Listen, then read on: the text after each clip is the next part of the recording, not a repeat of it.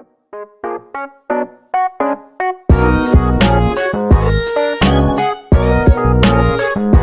day, everyone. Welcome to our podcast. I'm your host for today. My name is Andre Mendoza, and I'm here with Turpad 11 to talk about our knowledge and opinions about discrimination in tourism and hospitality industry. And now I will be joined by our first guest, Trisha Ann de la Cruz.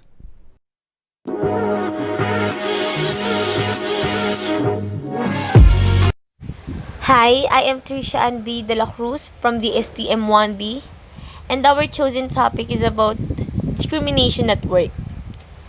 Discrimination in the workplace is based on certain prejudices and occurs when an employee is treated unfavorably because of gender, sexuality, race, religion, pregnancy and maternity, or disability. Disability discrimination involves treating a qualified individual with a disability who is an applicant or employee unfavorably because of his or her disability.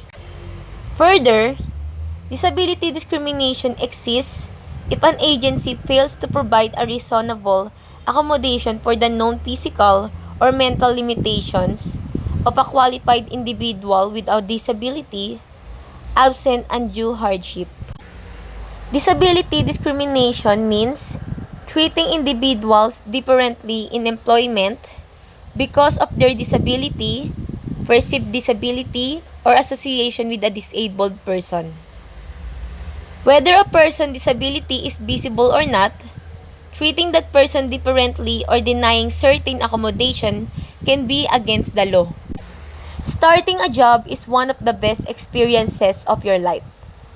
It means you get to earn money and become independent. But some people who work do so part-time due to restrictions caused by impairments. A disabled person should be able to gain employment if he or she can perform the job task. But many times, disability discrimination plays a role before the job begins. Workplace disability discrimination takes on different appearances. It could happen during hiring, termination, wages, assignments, training, and promotions. There are different types of disability discrimination. Number one is direct discrimination. This happens when someone treats you worse than another person in a similar situation because of disability. For example of it is, during an interview, a job applicant tells the potential employer that he has multiple sclerosis. The employer decides not to appoint him even though he's the best candidate they have interviewed because they assume he will need a lot of time off sick. Number two is indirect discrimination. Indirect discrimination happens when an organization has a particular policy or way of working that has a work impact on disabled people compared to people who are not disabled. It is also unlawful unless the organization or employer is able to show that there is a good reason for the policy and it is proportionate. This is known as objective justification. For example, a job advert states that all applicants must have driving license. This puts some disabled people at a disadvantage because they may not have a license. Number three is harassments. Harassment occurs when someone treats you in a way that makes you feel humiliated, offended, or degraded.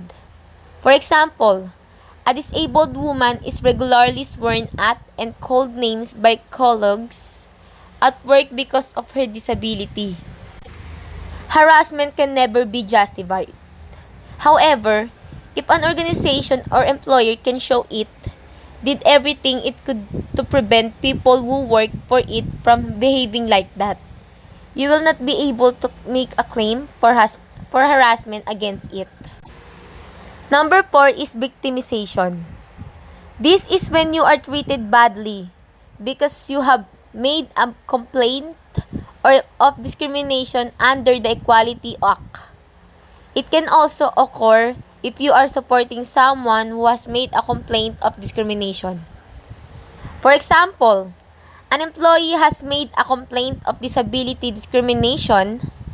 The employer threatens to sack them unless they withdraw the complaint. Another example is an employer threatens to sack a member of staff because he thinks she intends to support a colleague disability discrimination claim. To ensure any person with a disability is not treated unfavorably, employers need to ensure they're creating a culture where the employee feels they can disclose their disability, showing that disabilities aren't a taboo topic. This can be through simple things such as actively demonstrating discrimination is not tolerated, having an equal opportunities policy which encourages employees to come forward with any information regarding protected characteristics and proactively managing information received from return to work interviews, footnotes, or patterns of absences. Once an employer is aware of the employee's disability, they are under a legal duty to make a reasonable adjustments to adjust a provision, criterion, practice, or physical features which puts the worker at a disadvantage. This duty only relates to reasonable adjustments, meaning it doesn't cover adjustments which have a significant financial or burdensome effect on the business. We are going to move on and talk about the sexual harassment in tourism and hospitality industries with our next guest, Hilary Katuwiran.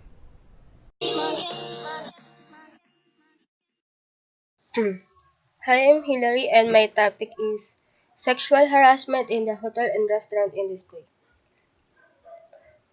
Sexual harassment is generally considered as a perspective and repeated behavior of unwanted sexual comment.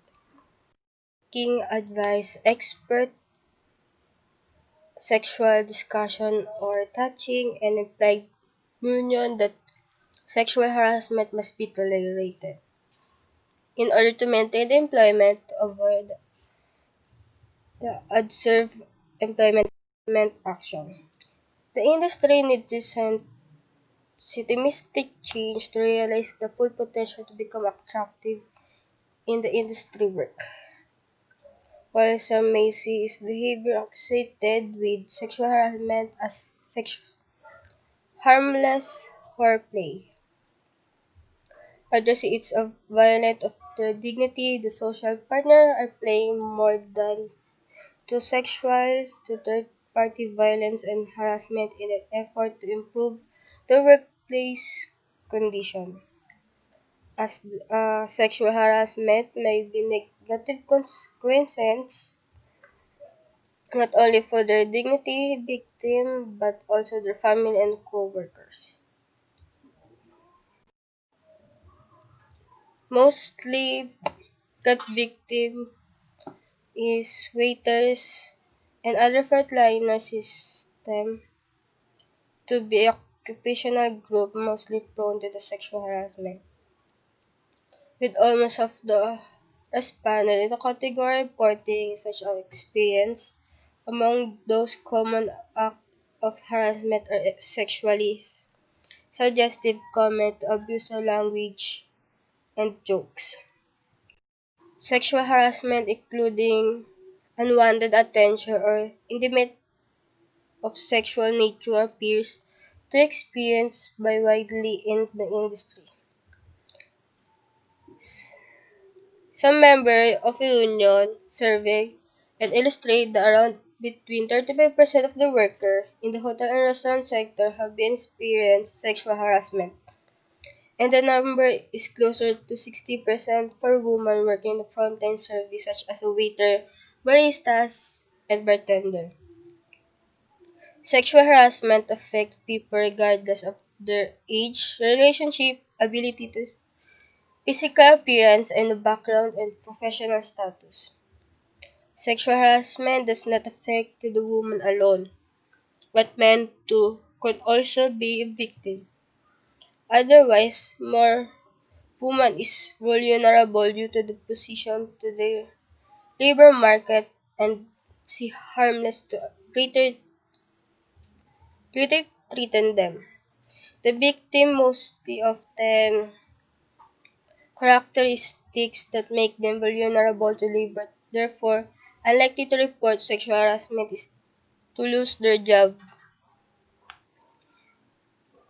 Through the context of sexual harassment in the hospital industry is not fully known resident search that hotel employees experience more sexual harassment than to the worker in the society at large at the most of the harassment is perpetrated by the co-workers. Workplace prevention is a crucial factor in the trade union. Fights against sexual harassment in the tourism sector as experienced by show it can be difficult to stop it by the means of legislation of the court case alone. The advantage of workplace is over legislation is that to be primarily preventive rather than being confident. Responding to sexual harassment. They are intended to ensure that it does not happen again. Effective workplace policies protect employee to discourage politest harassment as identified to reduce mobbing and digital sexual harassment.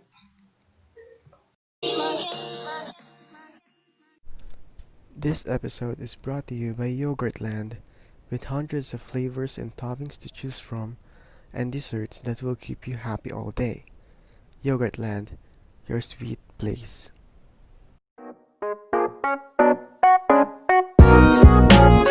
Thank you very much, Hillary, for that very wonderful and informative discussion of yours.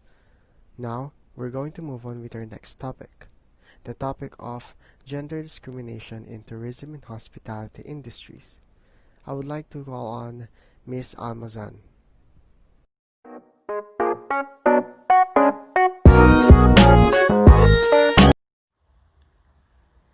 The concept of gender discrimination and how it affects women has now been recognized and incorporated in much development work, but it has been largely omitted in the theory and practice of tourism.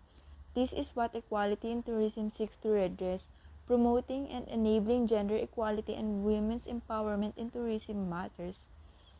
Whether it is among hotel cleaners in London on the minimum wage, women in rural Africa trying to sell handicrafts to all inclusives, or project managers at the heart of planning policies.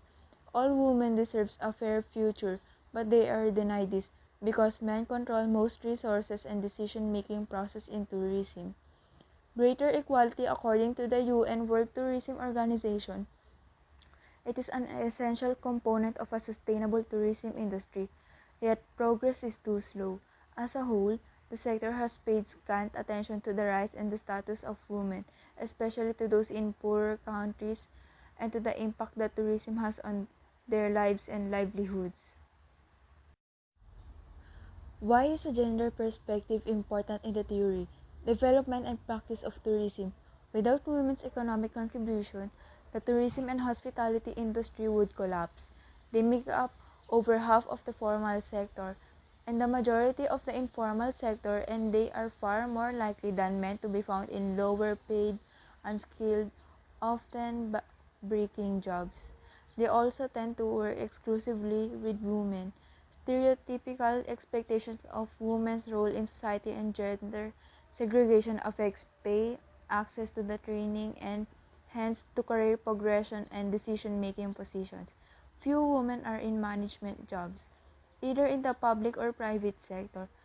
Finally, much of women's work is unpaid, with women contributing to family business and bearing the main brunt of domestic and care responsibilities. Where women suffer from poor working conditions and are excluded from fair inclusions in both the formal and informal sectors, they and their societies suffer. Thank you so much, Miss Almazan, for your chosen topic, which is gender discrimination. This topic is very important actually because it is still happening up to this date, and many people should be aware of it. And I really hope soon there will be no discrimination about gender, whether you're a guy or a girl or anything in between. And yeah, now we're going to move on with the next guest, which is Miss Abbott.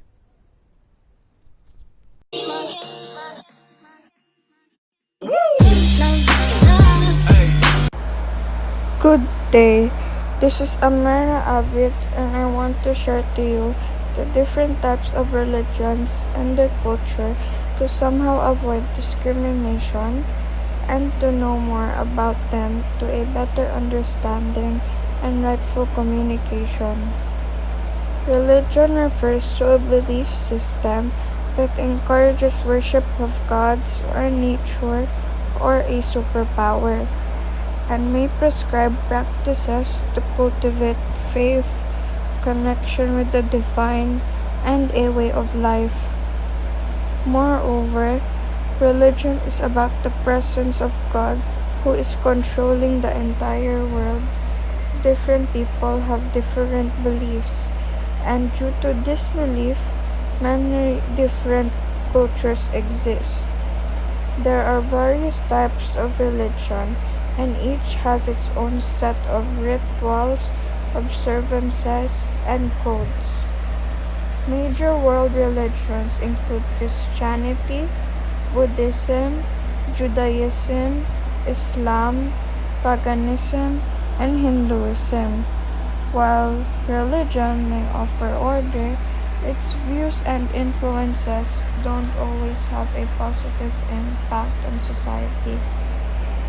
In an ideal world, the people of the world would live in harmony despite the religious differences among them.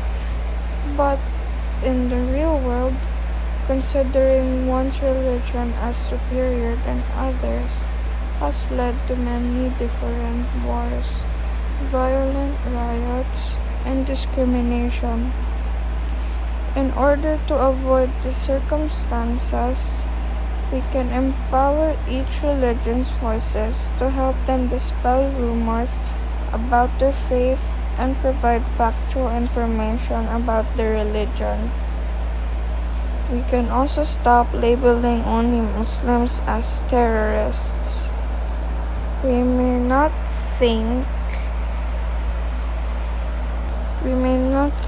we discriminate according to religion, but sometimes we subconsciously do.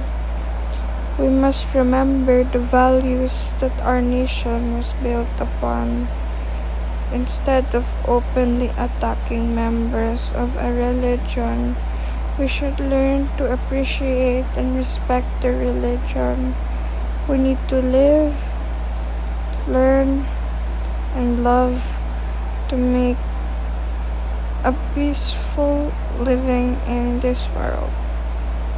So much, Miss Abbott, for that very wonderful discussion of yours.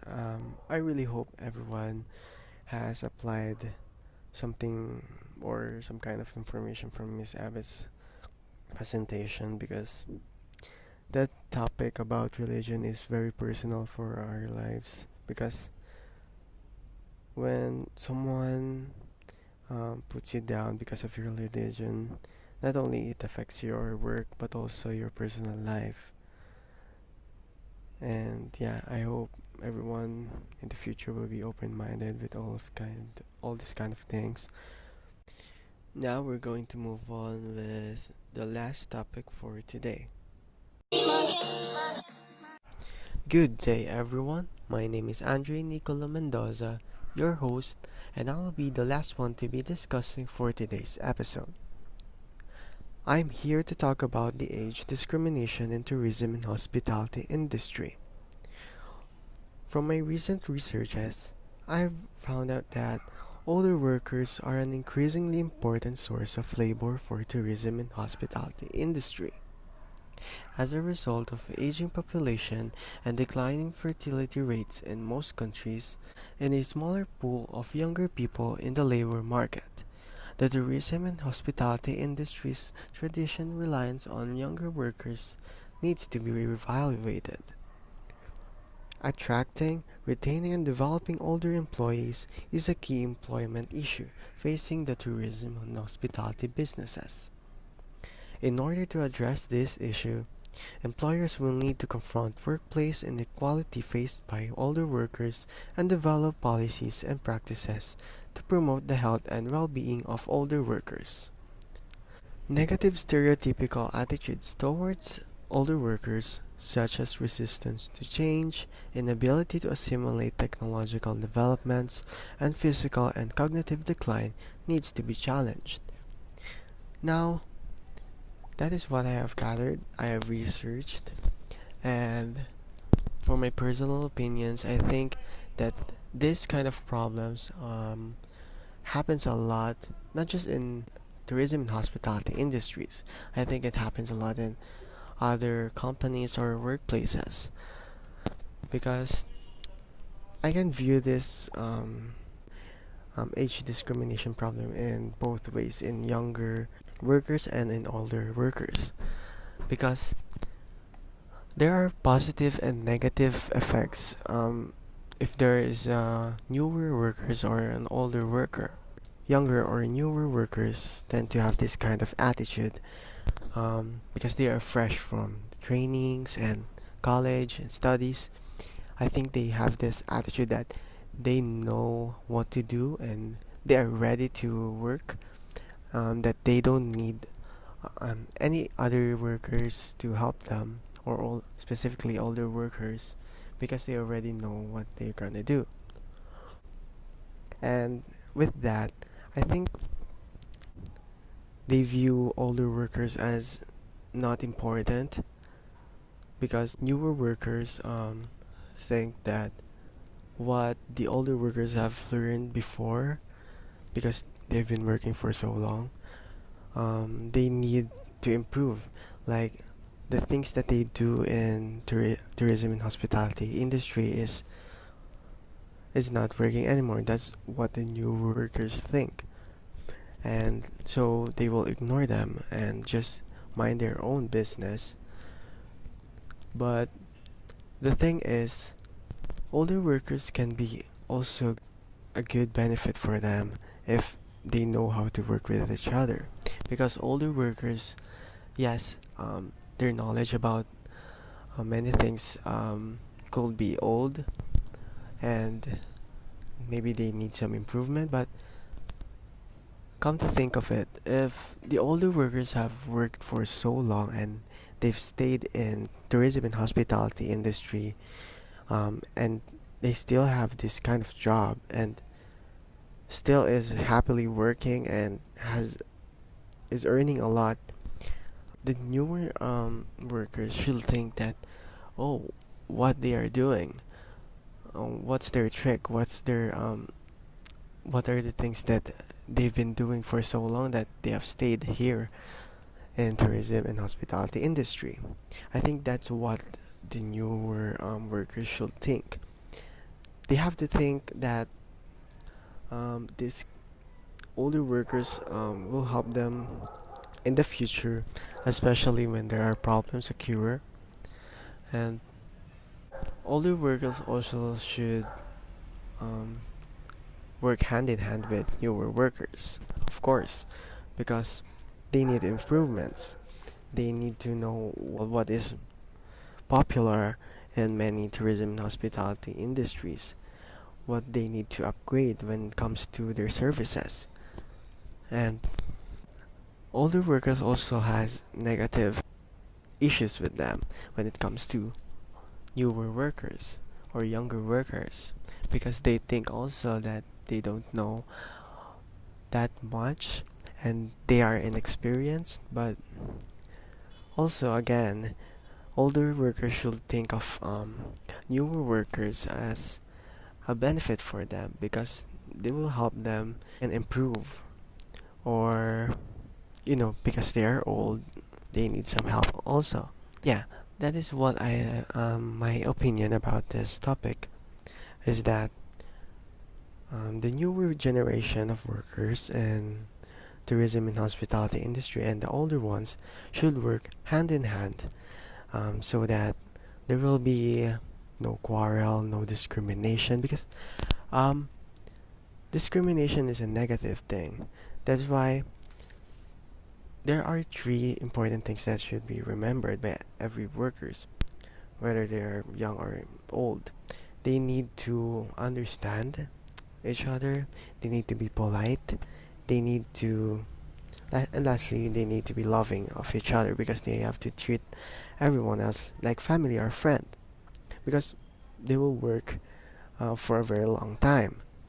And discrimination is a negative thing. So to avoid that, there needs to be a lot of love for everyone, and that will make a much better workplace and working well without discriminating each other.